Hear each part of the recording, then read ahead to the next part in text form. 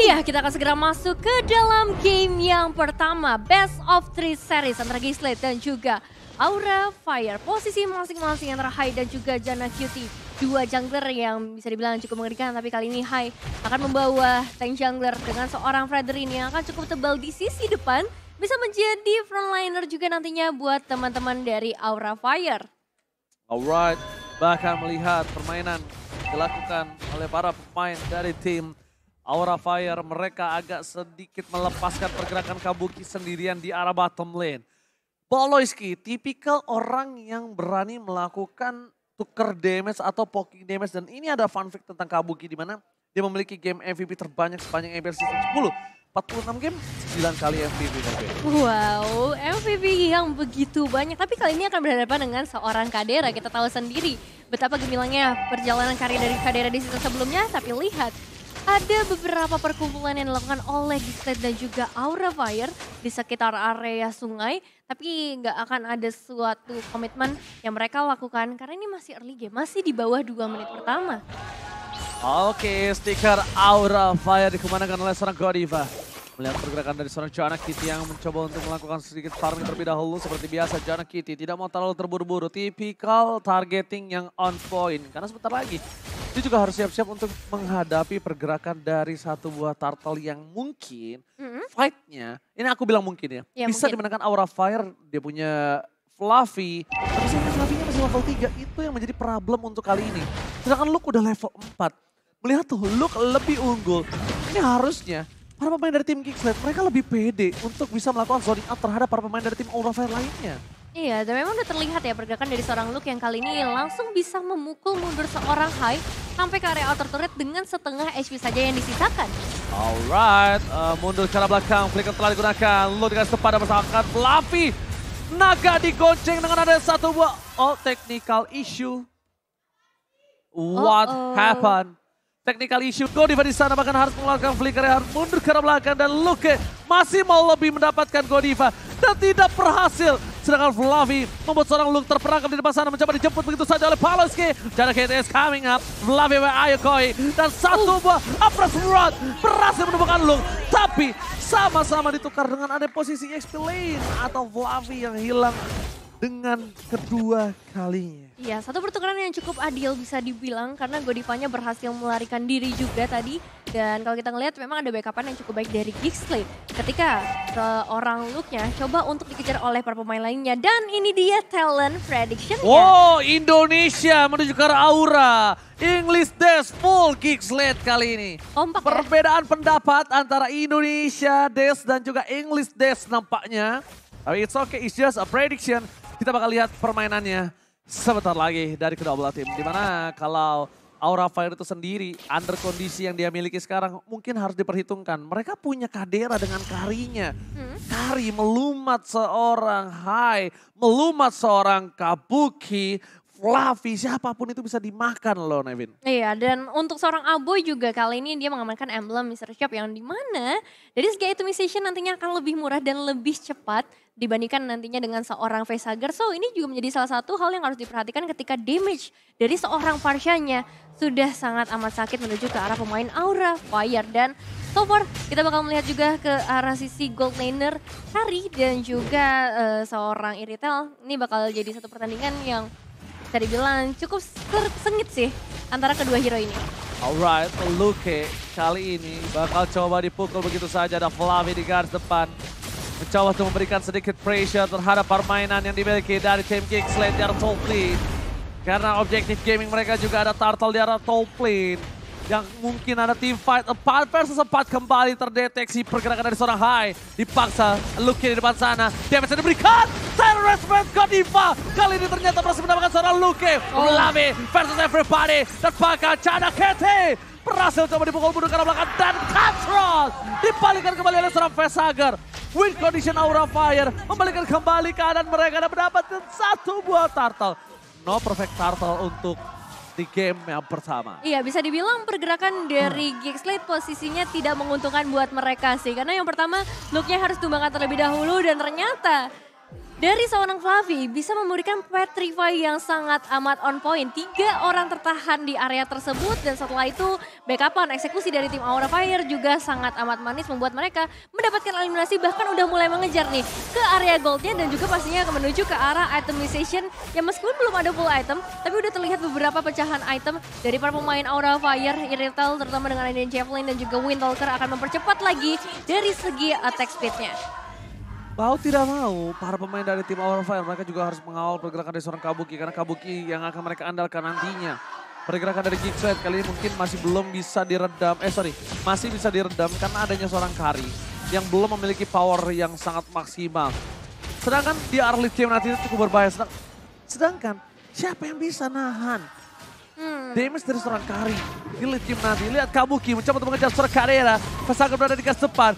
Dan ternyata Godiva terdeteksi begitu saja. Bakal coba dipaksa Nova Loiski. Pengen yang lebih dan lihat flanking from Jana Kete. Kabuki menjadi pilihan utama di para belakang. Team fight-nya terpisah. 3 team fight yang berbeda. Godiva terperangkap di garis depan. Abai mencoba melakukan following up. Vesager kali ini mundur ke belakang dan ternyata Godiva still survive di area mid lane. Ya, harus disengage terlebih dahulu karena untuk saat itu juga di area mid lane terjadi keributan antara kedua tim. Loiski yang masih mencoba untuk mencari lebih, memberikan pressure yang lebih banyak karena mereka juga masih melakukan pengalihan isu supaya dari Kaderanya bisa bebas mendapatkan outer turret di bagian bottom lane. Dan kalau kita ngebahas gimana sih cara bisa untuk menahan seorang Kadera, caranya cuma satu, bunuh Kaderanya. Dan kalau misalnya kita ngomongin defense ini bakalan cukup sulit, mengingat Hai aja bisa langsung dilumat nantinya di area late game. Dan bahkan siapa yang sangka kalau permainan flanking yang dilakukan dari seorang Chana Kitty itu bukan dari samping tapi dari belakang. Yeah. Flanking dilakukan. Jadi map awareness dari Aura Fire nih harus semakin ditingkatkan lagi, informasi keberadaan dari seorang Jana Cutie harus semakin akurat lagi. Karena kalau misalnya terjadi lagi hal seperti tadi, bisa-bisa Aura Fire akan tumbang satu persatu, terutama ketika Kabuki yang tumbang, damage dealernya minim banget. Tembakan Kabuki si anak panahnya udah harus menuju ke arah garis depan. Tyrus dikeluarkan, Lunas bisa didapatkan, tapi lihat Luke lagi menjadi pilihan. Bukan itu doang, permasalahan utamanya di mana para pemain dari tim Geeksled mereka memberikan waktu yang banyak untuk seorang Kadera. Kadera, Golden Staff sudah di tangan dari seorang Kadera. Ya, meskipun tadi memang mengorbankan Turtle dan juga Luke yang terjadi di momen sebelumnya, tapi Kaderanya bisa dapetin sampai ke arah inner turret di bagian bottom lane. Jadi ada pertukaran yang tidak terlalu merugikan untuk Geeksled, bahkan untuk saat ini juga goldnya masih sama-sama imbang. Oke, ini buat kalian semua ya, ini dia. Jangan sampai lupa, Mobile Legends PMBX X Jujutsu Kaisen sudah hadir. Dan langsung dapatkan diskon 50% untuk satu kali draw pertama pada tanggal 18 sampai 20 Maret saja loh. Ingat, jangan sampai kalian ketinggalan karena ini skinnya itu keren banget. Cakep banget, tapi ini juga terjadi. Fight kali ini terjadi kembali. Tyrus yang sangat baik berhasil membalikkan keadaan. Luke menjadi bola-bulanan warga dengan 4 poin kill yang sudah didapatkan terhadap tim Aura Fire. Jana KT seperti biasa permainan tipikal jungler dari Filipina. Di saat tidak bisa melakukan team fight, ada baiknya dia melakukan split push. Split push yang cukup berhasil ya bisa dibilang. Lagi-lagi 2 inner turret dari tim Aura Fire sudah hilang di area top lane dan juga di area bottom lane. Bahkan tadi seorang Jana kita juga masih mencoba untuk memberikan pressure-nya ke arah seorang Kabuki dan membuat ketika Geeksled udah kembali lagi ke posisinya masing-masing semakin sulit nantinya untuk ditembus oleh Aura Fire karena banyak PR yang harus dilakukan juga oleh tim Aura Fire. Wah, banyak memang yang harus dilakukan, tapi lebih di sini ada Godiva mencoba all in, bakal coba dipaksa ada Fluffy menghilangkan satu buff Loiski. Loiski ter-take down begitu saja, ada following damage from Aboy. Fluffy menuju ke arah belakang, Aboy menjadi pilihan tapi ternyata itu hanya melakukan zoning out. Tabrak gaming didapatkan. Luke harus menuju ke arah belakang. Luke gak bisa versus everybody right here. Menuju ke arah objektif yang dia miliki. Aura Fire memiliki seluruh yang mereka bisa berikan terhadap Lord kali ini. Kabuki masih ada. Godiva di garis depan. Flicker bahkan belum digunakan oleh seorang Godiva dan Retribution juga ada di tangan dari Hai. Iya, salah satu jawaban yang udah mulai terlihat dari Aura Fire, Godiva di sana yang bisa memberikan inisiasinya dan team fight yang pasti akan lebih kuat dilakukan oleh Aura Fire. Meanwhile, Lord sudah mulai dicicil terlebih dahulu perlahan tapi pasti oleh kedua tim, begitu juga dari Geek Slate yang akan melakukan setup entah itu nanti untuk ofensif ataupun defensif ketika dari Aura Fire bisa membuka pertempurannya. Oke, Flicker berhasil digunakan menuju ke seorang Luke. Mundur ke arah belakang, Kabuki, distraction yang dilakukan terhadap Vesager ternyata menimbulkan impact Godiva dan following up. Bahkan Kingsley yang berhasil mendapatkan satu buah lot double kill. 3 point kill, Aura Fire ini bukan hal yang baik. Initiate from Luke, save the day untuk tim Kingsley. 3 pemain harus hilang dalam sekejap saja, bahkan Geekslate berhasil mendapatkan ke arah Lordnya. Yes, berdasarkan dari seorang Luke yang kali ini ternyata memberikan keuntungan besar buat teman-teman dari Geekslate, dan keuntungan besar juga bisa kalian dapetin ketika kalian menggunakan atau order di Grab karena ada diskon sampai dengan 26.000 dengan promo di bawah ini. Alright, lihat Luke yang tadi terpick off 4 kali ini tapi nampaknya dia memberikan pembayaran yang sangat mahal. Godiva berada di gas depan. Balojski memberikan sedikit pressure. David Jasper juga sudah diambil oleh Vesager. Balojski masih mencoba untuk mencari siapa yang bisa di take down. Para pemain dari tim Kingsley mereka tidak mau terlalu terburu-buru karena tidak ada satu buah play card yang didapatkan oleh seorang Balojski. Ya, tapi ini dia Feather Attack dibuka hanya untuk memberikan clearing saja terlebih dahulu, membuat setidaknya ada 1-2 pemain Aura Fire yang mundur karena target mereka memang menuju ke arah inner turret di area mid, memperluas lagi wilayah kekuasaan dari Geekslate karena mereka akan semakin bebas. Tapi Godiva, momen yang kita tunggu-tunggu lagi. Satu trapping dilakukan tapi ternyata belum ada hasil yang maksimal. Geekslate masih terlalu kuat dengan resource yang bahkan belum terbuang sama sekali. Yes, itu dia. Terlalu kuat Luke untuk ditumbangin. Dan dari Players Gold yang silakan Evan. Yes, dari Players Gold kita melihat Kadera ya menjadi satu player dengan gold terbanyak. Nggak heran karena dari awal dia dikasih space benar-benar besar banget. Menuju sampai ke area inner turret, dia dapetin platingan, dapetin buff.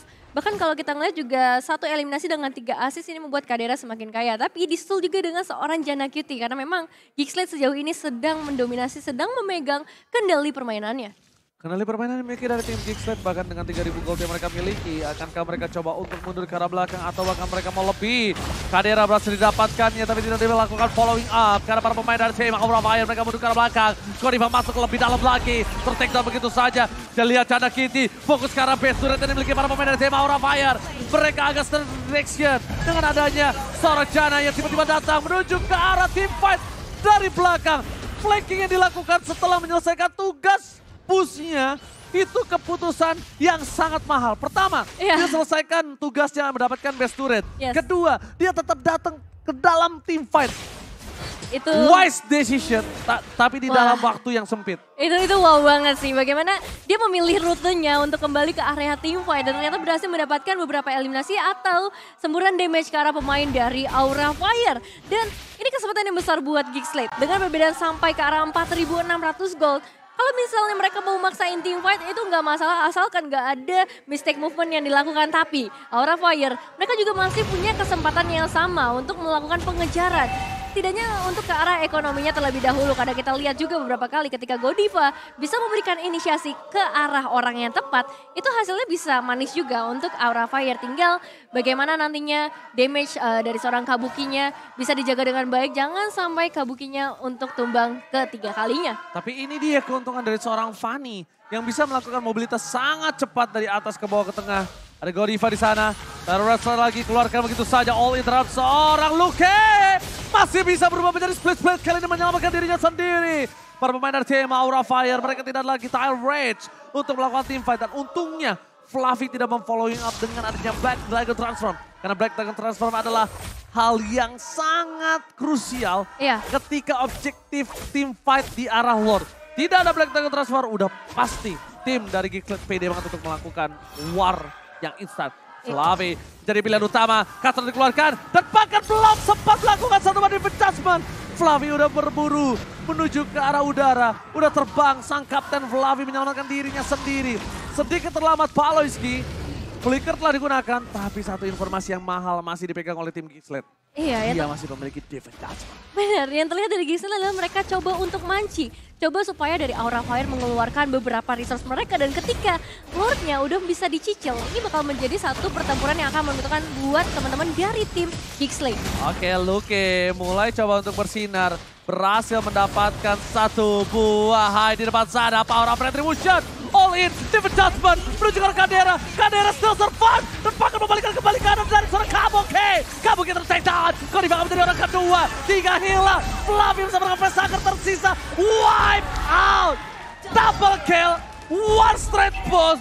Ini bencana untuk tim Aura Fire. Triple kill bahkan berhasil diamankan oleh Janakitu. Dan ini dia menyambut para minion wave-nya masuk ke area base. So this is it. Gixley mendapatkan